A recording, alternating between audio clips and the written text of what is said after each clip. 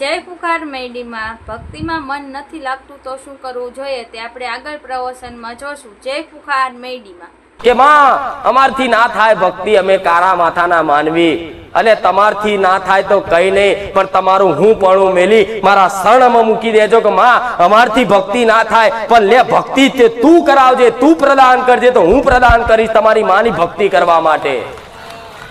હું મારી ભક્તિ કરવા માટે નહીં કહેતી, તમારી કુળદેવી પ્રત્યેની ભક્તિ કરાવવા માટે હું ભક્તિની શક્તિ પ્રદાન કરીશ કે જાઓ તથાસ્તુ। પણ કોશિશ તો કરો, જીવનમાં સંકલ્પ તો કરો, ભક્તિમાં શું છે અનુભવ તો જુઓ।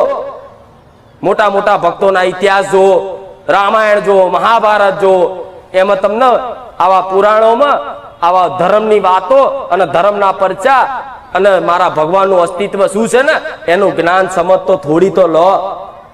આજ મોબાઈલમાં આખા ગામના બધા જાત જાતના વિડીયો જોવો છો, બધા હસી મજાકના, તો ગોળા કોકદાડ 1 કલાક બેહી અને મારા રામાયણના પાઠ તો કરો। રામાયણ તો જોવો, મહાભારત તો જોવો, તો કંઈક ને કંઈક સદબુદ્ધિ પુરાશે। પણ આજ તો બસ અહીંથી જ્યાં નહીં, ઘેર પહોંચ્યા નહીં, એટલે રોજે રોજનું જે ચાલુ હોય ચાલતું જ રહેવાનું।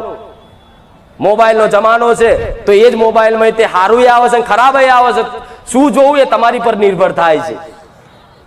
પણ આજે કોઈને આવા પ્રવચન, આવા ભગવાનની લીલા મહિમા કોઈને જોવી? હમણાં પૂછ્યું કે રામાયણ કેટલાય જોઈ, તો ગણિત 25% વાંગરી ઊંચી થાય, કે મહાભારત કેટલાય જોઈ, ગણિત 25% માણ વાંગરી ઊંચી થાય, એ તે જોવા ખાતર જોઈએ। ભગવદ ગીતા કોણે વાંચી? ભગવાન જાણે। ભગવદ ગીતા એટલે શું અમુક ને એ નહીં ખબર। અરે ગોડા, તમે સનાતન હિન્દુ ધર્મના કદાચ દીકરાઓ છો, તમારો જન્મ થયો ને એ ભારત દેશમાં થયો છે, અને એમાંથી હિન્દુ ધર્મમાં, તો તમે બહુ ભાગ્યશાળી છો। નહીં તો આફ્રિકાના કાર્યાઓ અને જંગલો, એમેઝોનના જંગલમાં નાખ્યા હોત તો ભગવાને ચઈ ગાડી ફેરવત, ચયું ઘર માગત,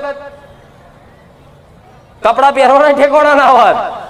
તો ભગવાનની કૃપા છે ને કે મનુષ્ય અવતાર મળ્યો, અમે તે પાછો ભારત જેવો દેશ મળ્યો, અને ભારત જેવો દેશ મળ્યો અમે હિન્દુ જેવું ધર્મ મળ્યું, અને હિન્દુ ધર્મમાં તે કદાચ ગુજરાત જેવું રાજ્ય મળ્યું, ગુજરાત રાજ્યની હું સોલંકી પેઢીની નોમ મારી મેલડી મળી।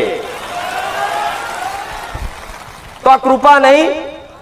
કૃપા નહીં મારી અમાર પર તો કૃપા, અમે તો આવા છીએ તેવા છે, અમાર પર ભગવાનની કૃપાને હું તો લાયક જ નહીં। એટલે ગોડા, ભગવાને કૃપા કરી છે તો તારે તો આટલું પ્રવચન સાંભળવા મળે છે, નકર આ જેવા તેવાને શ્રવણ કરવાની તાકાત નહીં। એ તો બેચેન થાય, જો ચેવા ઉભા થાય, આ બેચેની કહેવાય।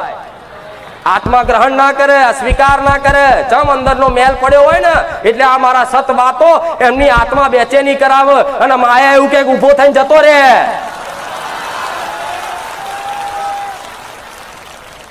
આ પ્રભાવ છે, આ પ્રભાવ છે જીવનમાં।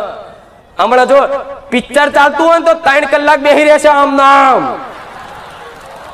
શું લેવા આવો છો લુચ્ચાઓ? આ રીતે ઓટા ફેરા કરવા હોય તો હમણાં અજય દેવગનનું પિક્ચર ચાલતું હોય, શાહરુખ ખાનનું પિક્ચર ચાલતું હોય, અમિતાભ બચ્ચનનું પિક્ચર ચાલતું હોય ને, તો 3 કલાક એક ધારી બેસી રહેશે આમ નામ। ના ભૂખ લાગે, ના કશું જ નહીં, બોલો।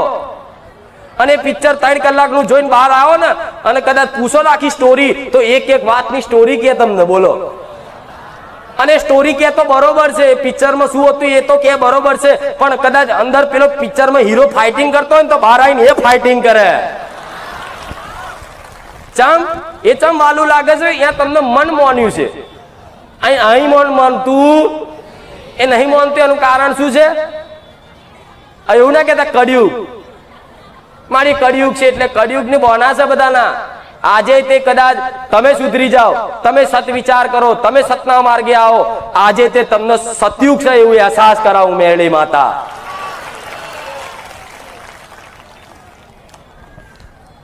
સતયુગમાં ને ત્રેતામાં, દ્વાપર યુગમાં તો છે ને રાક્ષસો માણસોને ઉઠાઈ અને કાચા ખાઈ જતા અને હાડકા ભેગા કરતા, ખબર છે ને રામાયણમાં?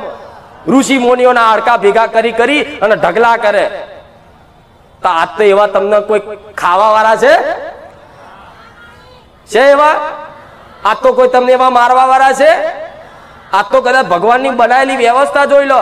આ તો કદાચ કોઈ લાફો મારે, કોઈ મારી જાય ને તો પોલીસ સ્ટેશનમાં કેસ કરો ને તરત એને ઉઠાઈ લે. આ કળિયુગ છે કે સતયુગ છે?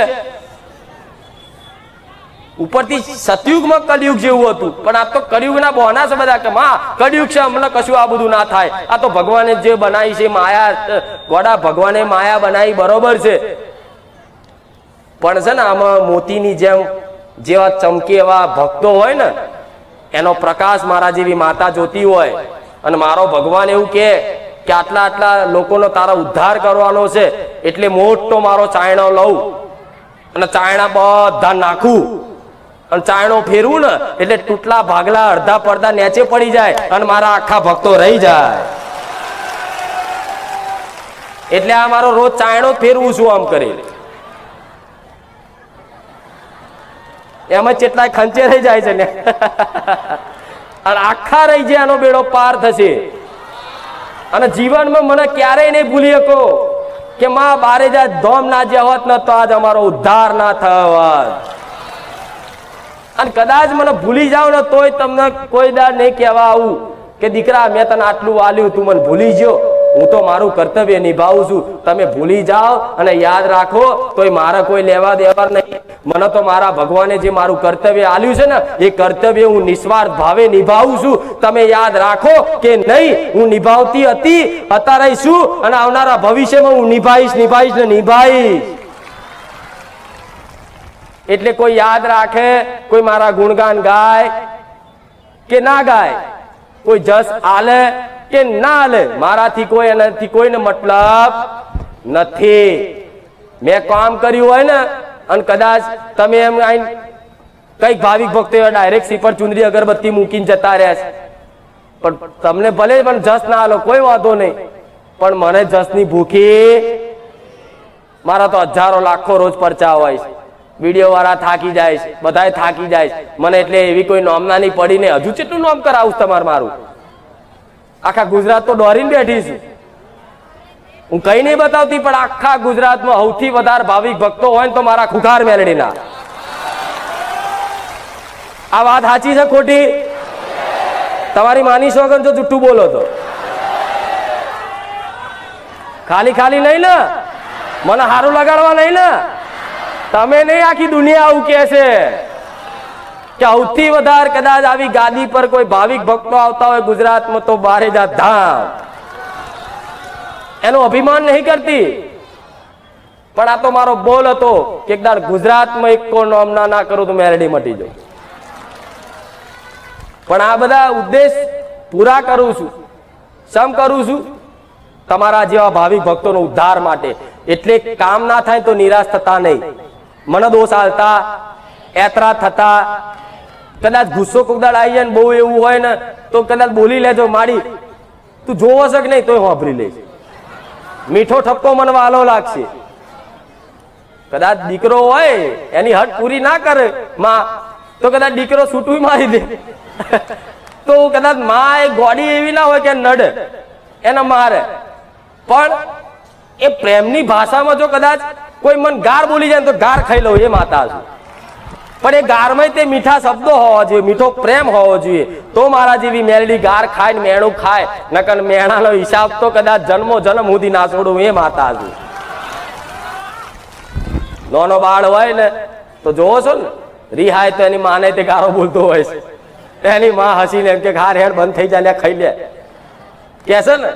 એવી કોક દાડો તમે કદાચ મને કહી દેશો, તમારી કુળદેવીને કહી દેશો કે તું બેઠી છું આટલું બધું દુઃખ, ભલે હું માનું છું તમે એવું દુઃખ આવી જાય, તમારી એવી જબરી મજબૂરી આવી જાય છે કે તમને એવું થઈ જાય કે હારું માતા વાપરે છે કે નહીં, આ તો બધો ભ્રમ છે, આ તો ખોટી બધી ભક્તિ કરું, એના કરતા ના કરતો હોત તો સારું, આ બધા વિચારો આવશે. પણ છતાંય તે તમે માતાના છોડવાની કોઈ બારી જ નહીં રહી તમારે. તમે એવું વિચારતા આજથી ભક્તિ બંધ, 2 દાડા, ત્રીજે દાડો વાંકારે કે માડી જોજે. એટલે સુખ પડે દુઃખ પડે, ઉદ્ધાર તો એના શરણ વગર તમને ક્યારેય નથી. તો જેવા હોય એવા આલક ના આલે બસ પડ્યા રહો ને એના ભરોસે. જોવો જ છે, મારી 2 આંખો નહીં, કરોડો અજબો આંખો છે. એટલે એવું નહીં વિચારું કે મારી ચામુંડાની બે આંખોથી નહીં, બે નહીં, ચામુંડાની કરોડો અજબો આકાશમાં તારા નહીં ને એટલી ચામુંડાની આંખો છે. એ જોવો જ છે તમને, તમારે એક એક ભાવની ખબર છે ને, પણ એ જોવો છે, મજા લે છે માતા. જેટલી ભક્તિ કરે લે હજુ લે, તારા હજુ કામ ના કરું. તું જેટલા દીવા કરે એટલા તારા કામ ના કરું, તું જેટલા મારા પ્રત્યે પ્રેમ વધારે એટલું તારા કામ ના કરું. પણ એક દિવસ કદાચ એ માં તમારો આ ચોખ્ખો ભાવની પરીક્ષા કરી લીધી કે આજ મારા દીકરાને કોઈ વસ્તુ, કોઈ પૈસા, કોઈ ઘર, કોઈ ગાડી, કોઈ લાડી પ્રત્યે કશું નહીં, આજ મારા ચામુંડના પ્રત્યે પ્રેમ જાગી જશે, એ દાર તમારો બેડો પાર. પણ આજના મનુષ્ય માતાના શરણમાં શું લઈને જાય? મારી પૈસા, ગાડી, બંગલો, હે? અને આ બધું તો માતાને વિઘન નાખે છે. આ શું ખોટું? લો હું કહી દઉં, તથાસ્તુ, બધા સુખી. આવતા રવિવાર કાગડા ઉડશે. કઈ ખુખાર મેરડી હતી, કયું બારેજા ધામ હતું, ભગવાન જાણે. થાય કે નહીં? થાય જ. ગણીને 5 હાથ કે 11, 25 100 જણા એવા ભાવિક ભક્તો હોય સાચા કે આભાર વ્યક્ત કરવા આવે. નહીં તો કે મારી હું દુબઈ છું, તો કે હું અમેરિકા છું, મારી હું રાજસ્થાન છું. હા શું ખોટું? મારે ખોરવા જવું પડે, હારો પેલો દેખાતો નહીં, ચો જ્યો તમ નજર મારું ને તમારો બેટો રાજસ્થાનના ઠેકા પર બેઠો હોય.